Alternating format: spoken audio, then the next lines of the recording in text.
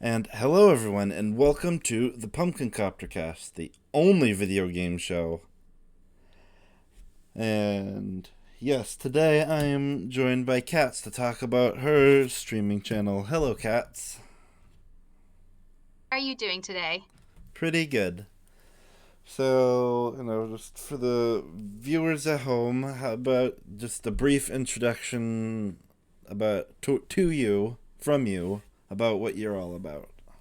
Yeah, definitely. So, hi, my name's Cats from Catsdrinkingtea. I'm a Canadian variety streamer who focuses on RPGs, retro games, and sometimes casual games as well. And my pronouns are she and her. And I started streaming let's say about September 19th, the end of September. So I've been streaming for a short bit. But yeah, hello. It's nice to meet you. Hello. So, how were you introduced to video games, in general? Yeah, so I've been playing video games ever since I was a kid. I have a lot of brothers, and they were involved. Well, I have one older brother, and him and my younger brothers were very involved in playing video games. Mm-hmm. So if I kind of wanted to hang out and chill with them, kind of had to get with the program and or be left out. So I kind of started playing video games because they were all playing video games. Yeah. Mhm. Yeah, definitely. I think the first game I remember playing with them, is Super Mario 2, basically Yoshi's Island, Yoshi's Story is probably one of my first games that I remember.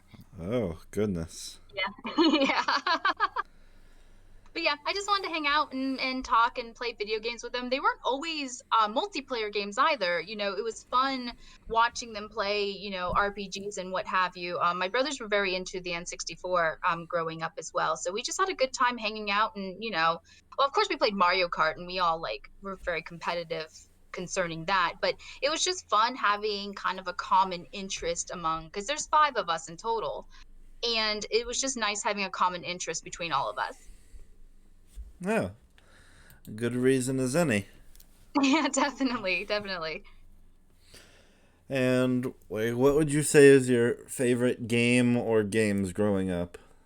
Oh gosh, definitely games. Yoshi's Island Story was I had a friend who also streams that started playing it recently, and I had to tune into that, and it just gave me a lot of nostalgic feelings because that's, like I said, that's one of the first games that I grew up with. But after that, though, I branched off to pretty traditional RPGs, especially JRPGs. I have a soft spot in my heart for turn-based battle systems. I also really like survival horror. So a lot of the mid Final Fantasy series, like 6, 8, and 10. Notice that I did not include 7. I'm probably going to get a lot of hate for that. 7 is not one of my favorites. I Oh. love. I know.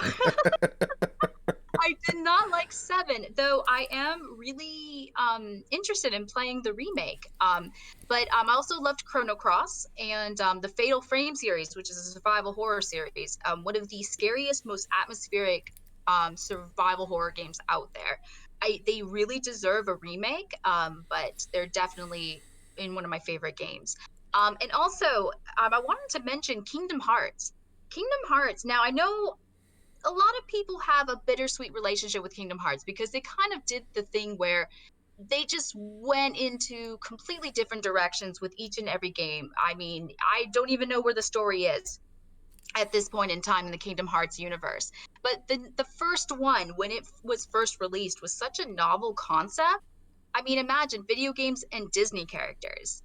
And it was just such a novel concept, but it ended up being such a fantastic just experience. I don't think there was ever a game quite like the first Kingdom Hearts. Now, Kingdom Hearts 2 was good, but for novelty and just kind of breaking game barriers, Kingdom Hearts definitely has a special place in my heart. Okay. And yeah. Um. And so, just if you were streaming right now and someone popped in and was wondering what you and your channel is all about, what would be the sales pitch you'd try and give them? Probably just a cozy friend type of vibe. I've always enjoyed the idea or the concept of having a place where you could go to that you just felt just accepting, and like everyone involved was accepting of you as an individual. I kind of related to, even though I haven't really watched the series, but a few episodes, like an online version of Cheers, if you can believe that. Hmm. Um, yeah, no, it's a place where, even if life has kind of got you down and if the world is kind of chaotic and a mess, you know that when this person logs on or this person is streaming, you can go into their chat and you expect just a really friendly, cozy vibe. And growing up as a female in video games was difficult for me. It was hard to find friends and people who took me seriously in the genre. I mean, I had nerdy friends growing up, of course, but it just wasn't until I got a lot of more access to the internet and to everything involved in that and to groups and what have you that I didn't really start finding like-minded peers of my own. But I just essentially want anyone to come into my chat, be it if they're very chatty, if they just want to lurk and hang out. I just want them to know that they feel like that they should feel accepted in my channel, and that, like I said earlier, that even if their life is a mess or even if the world out there is really chaotic, they can come and hang out with me for a little bit and just kind of chill and bring yourself kind of back to normal a little bit, if that makes sense. Yeah. Yeah. So I just wanted a really just friendly hangout type of vibe, very cozy type of vibe. Okay. And now, related to the question I just asked, what made you want to start streaming? Did you like know a lot of people who started streaming and you thought this might be a nice thing to get into, or or is just just news and just the nature of like streaming? Did that just like naturally appeal to you? Think it's a little bit of all that you mentioned. I've been on Twitch following streamers for a very long time. I've always liked the idea of Twitch. I actually honestly watch Twitch more than I watch normal TV, and I just like meeting individuals. I like part of it is I like meeting new people. I like seeing what new games are out there. There's a lot of games that I would never have thought to have played until I saw someone streaming it. And I also just, like I said, enjoy meeting new people. But as much as the persona that I put off towards other people, I'm actually kind of an introverted person. I joke that I'm just kind of naturally introverted, extroverted. I do like keeping to myself, and I do recharge a lot just kind of being by myself and being independent. But so the internet does allow me though to kind of express myself in a more extroverted way. And so I wanted to meet, like I said earlier, it's been difficult for me meeting like-minded people growing up. The area that I grew up in wasn't really a nerdy, geeky, uplifting type of community. But it wasn't until the internet became, well, that I'm not, I've been around on the internet for a little bit, but not that long. But the internet, allows you to meet like minded people and make friends a lot more easily. So I thought to myself, well, what the heck? Not, something may not come out of this, but it doesn't hurt to try.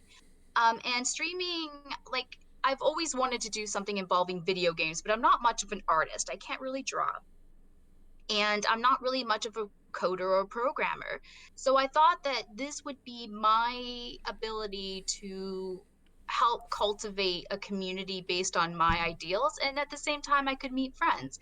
And in the very least, even if it didn't pan out, even if I found that it just was too much or I didn't like it, at least I could tell myself that I tried. So, but that really hasn't been the case. I actually have found myself adoring streaming. It's been a fantastic experience so far. I mean, I've had trolls, but it's okay.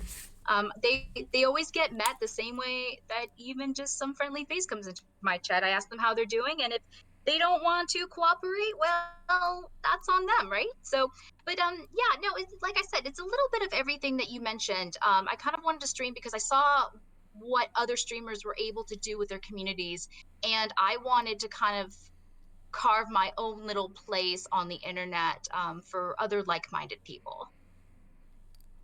Okay. Yeah.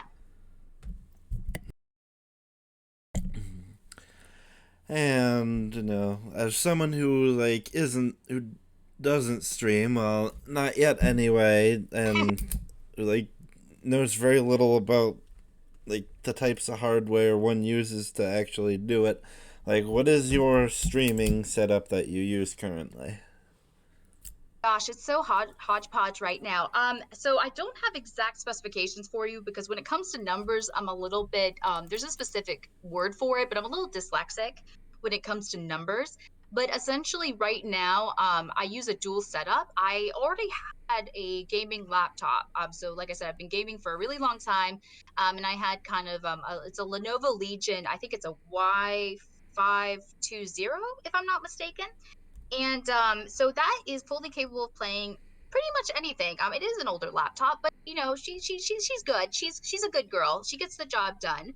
But it's really difficult and intensive for a PC to not only play the game but stream it as well. So I went ahead and purchased a desktop PC specifically for streaming, so it can take that information and code it.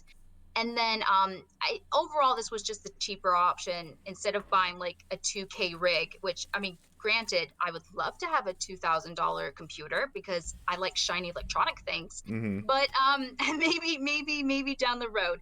I have two really old as heck monitors, which I am actually in the process of upgrading one so that I can stream Switch games.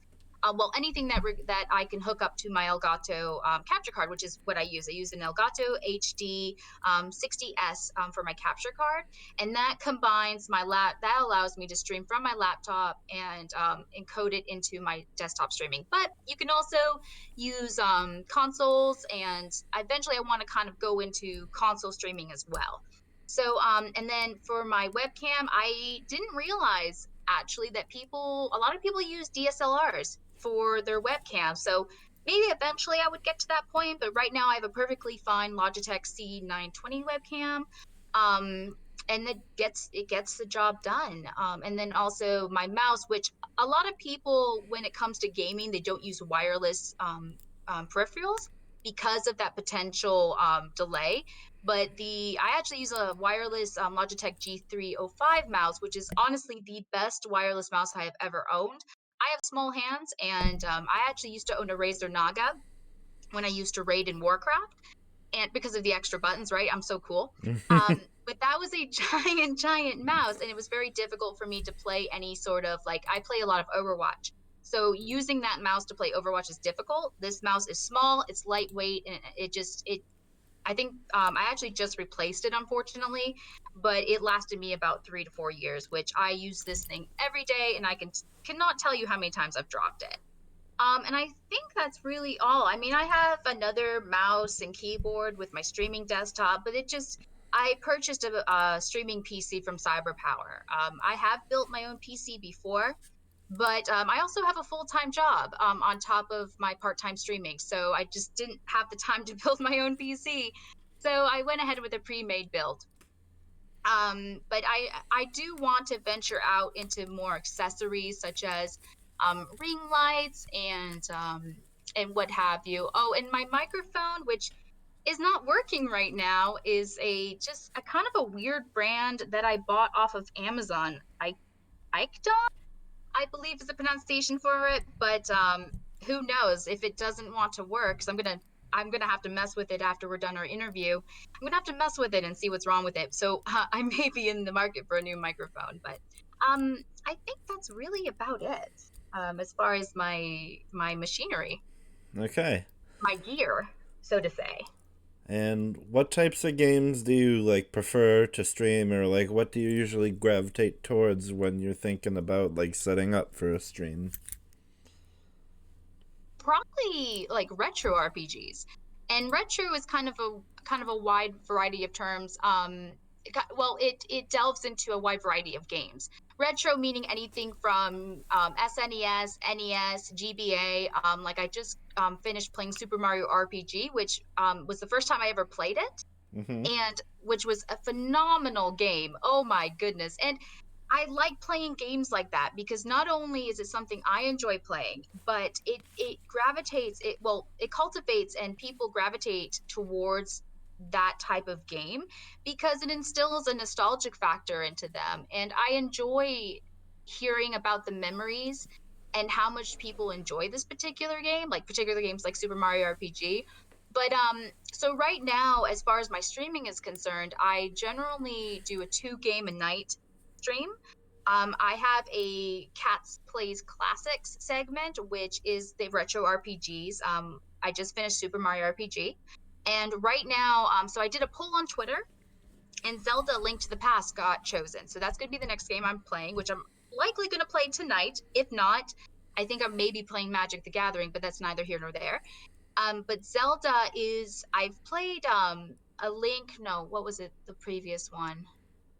Oh my goodness, I had this discussion, but I've never played Link to the Past. Let's, to make a long story short, I've never played Link to the Past. So I like playing older games that people have a lot of nostalgic memories attached to them because, like I mentioned, I've never played a lot of these older games because I pretty much went from Yoshi's Island Story and went to Final Fantasy. So I went to very, very traditional RPGs. I never really got a chance to play a whole lot of on SNES, on the GameCube, or the N64. So going back and playing those types of games is really fun for me. It's not only fun for me, but it's fun for the audience. And then I also play a lot of Overwatch, and it's not necessarily the best game for my audience because Overwatch, unless you play it specifically, it's kind of chaotic. There's a lot going on, and I can't engage with my audience as much as I can with the RPGs that require more downtime, more thinking. But I think with streaming, though, there has to be a good balance between what your audience wants and then what you also want to play. Because if you're playing something that you don't particularly like, it's going to show. So that's generally my downtime. I usually play that at the later half of my streaming, and we actually just recently had a community night where I invited a lot of well, pretty much everyone, as long as they abided by TOS and the rules and what have you. But we all came together and we played a bunch of Overwatch together, and that was a lot of fun. So um, those are the type of games that I like to play. The older retro RPG games that are very receptive, and then I kind of switch over to more of something that I enjoy. That that it's just a good time. It's good fun. Good time, good fun. Okay. And, so far, what has been your favorite streaming moment? Oh goodness. Let me think about this. So I have been watching this partner streamer named Coco Confession for a really long time. And her community, what she represents is something that I very much inspire to. She's one of the warmest, most lovely individuals that I've ever met. And whenever I go into her chat and say hi, the way that she says, "Oh, hey, Kat," makes me feel not necessarily special, but that she recognizes me as someone who comes into her chat quite often. And she has a really big following. So for someone to kind of remember you in that sense makes you feel really, really good. So like I said, this is a little bit of a backstory. So I've been watching her for quite some time, and I think it was the first week that I had started streaming. Well, sorry, prior to that, she mentioned in her chat, she said, well, if anyone is a streamer in my chat, go ahead and advertise yourself. I'll give everyone a couple of minutes to put yourselves out there in my chat, and just tell us about yourselves. And I wrote in her chat, I said, well, I'm not streaming quite yet, but I'm planning to in the future. So, that's really sweet of you to do that. And she, but I didn't mention myself. I didn't go any further than that. And she said, well, she replied to that and said, well, go ahead and just tell us about yourself. So I went ahead and said, this is what I'm doing. This is what I'm planning on doing. And yeah, here is when you can eventually watch me stream. And she went ahead and followed everyone involved in advertising themselves, which was really sweet of her. So fast forward maybe a couple months later, because it took me a while to get everything set up, and I was playing Overwatch. And when you're playing Overwatch, you get very involved in what's going on the screen. And I saw in my side vision, my chat was just going nuts. And I was thinking to myself, well, what in the heck is going on? So I got a moment to kind of glance over and I realized she had rated me. And she rated me. And now I'm a brand new streamer at this point. I have the basic moderation for I think it was Streamlabs or Cloudbot. um, Cloudbot is set up very basically, and it's just screaming at everyone in the chat because everyone's coming in with caps, yelling, really excited. And I had been rated with about 100 people, which, like I said, I think that was the first week I had streamed, so I was very brand new, and I was mortified, I was embarrassed. I was, oh my goodness, but at the same time I was so excited and honored that someone like Coco Confession would raid me and bring her community to me. So it really highlighted and mortified me about my own experience. And I was just delighted that someone like her would raid me, but everyone was so sweet that came in. I told them, I said, hey, brand new at this. I'm so sorry. I must apologize a million times, but everyone just said, it's okay. It's all right. It's all right. Just, finish your game and we'll talk. But just, I will probably not forget that for a really, really long time. It was such a wonderful expression of community that can be seen in Twitch. And it's something that a lot of people don't realize about Twitch is the friendships that you make between people. And I always make a point to raid people at night before I leave for the evening.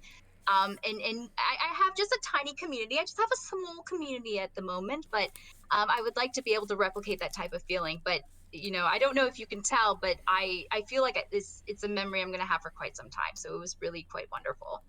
Oh, and I forgot to mention, it was because at that point I hadn't been streaming for very long, and it was because of her rating. Now, if you talk to Coco, she'll tell you that no, she had nothing to do with my affiliation, me becoming an affiliate. But I swear up and down that because she introduced her community to me, that it kind of helped me become affiliate very, very soon after that. So I really appreciate her, and it was a great memory. Okay. Yeah. Yeah. Now we move on to the final question that all guests always understand perfectly. Cats, in your opinion, is video games? Is video games. I wonder about this question, because isn't it supposed to be our video games? I'm not sure. I'm not sure if the grammar in that is correct or not. But goodness gracious, our video games. Gosh, our video games. Now I'm afraid that I'm going to answer it incorrectly.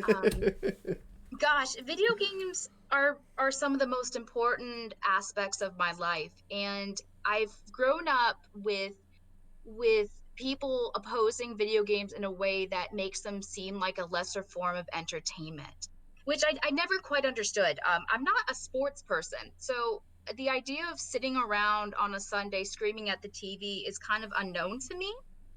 But it's but that's okay. But you take a form of entertainment that often requires critical thinking, mathematics, and hand-eye coordination, and you consider that a lesser form of entertainment.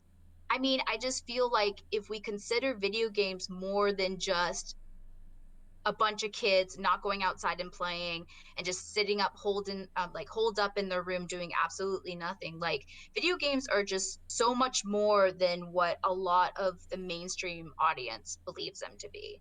So I don't know if that's the correct answer to your question, but I guess it's my my answer to your question. Okay. Yeah. And before we bring this interview to an official close, it's time for the second installment of a new segment that I'm determined to make a thing. Cats, it is time to play YuGiOh or Dark Souls, in which I list the name What? of... Yep, in which I list the name of a monster, and you have to guess if it is from the Dark Souls franchise from Software, or from the Anime as Hell card game. Oh gosh. Okay, so I'm aware of both of these, but I have to admit to you, I haven't watched Yu-Gi-Oh and I haven't played Dark Souls. I've been I've been told I need to play Dark Souls just as like for giggles, and I'm like, do you know who I am? But okay, all right. A new segment, eh? You sure? Yep. Just okay. Well, let's go. Let's try it. Let's do it. Yeah, let's see. First off, Dark Sun Gwendolyn, Yu-Gi-Oh! Or Dark Souls? YuGiOh? Nope, it is Dark Souls. Ah, okay. It's all So, right. It's all right. let's see. Yeah, next, the Soul Absorbing Bone Tower, Yu-Gi-Oh! Or Dark Souls?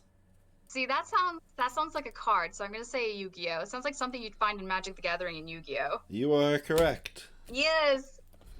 And let's see. Twin-Headed Behemoth, Yu-Gi-Oh! Or Dark Souls? Oh, twin-headed behemoth. I think that's Yu-Gi-Oh. Yep, right again. Oh, yes.